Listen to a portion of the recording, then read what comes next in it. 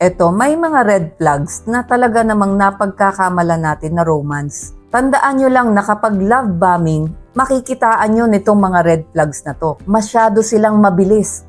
Mga siguro ilang araw lang, isang linggo, dalawang, mag-I love you na sa'yo. Masyadong mabilis yon. Kasi ang taong seryoso, lalo na ang lalaki, hindi basta-basta yan nagsasabi ng I love you nang hindi sigurado. So kapag sobrang bilis, medyo alalay ka dyan. Masyadong intense. Talaga naman, buhos talaga kaagad ang atensyon sa'yo. Masyado silang invested kaagad sa buhay mo. Talagang nag-i-invest talaga sa'yo ng effort, ng pera, ng lahat.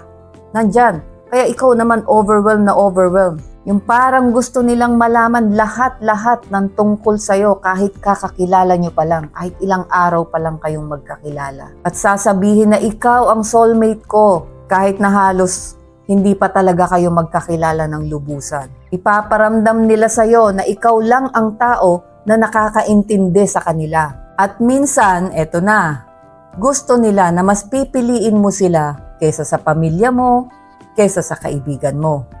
At kapag nangyayari na yan, mag-analyze ka na. Medyo pumareno ka ng konti. Huminto ka, huminga ka. At tanungin mo ang sarili mo, pagmamahal ba ito o pagmamadali?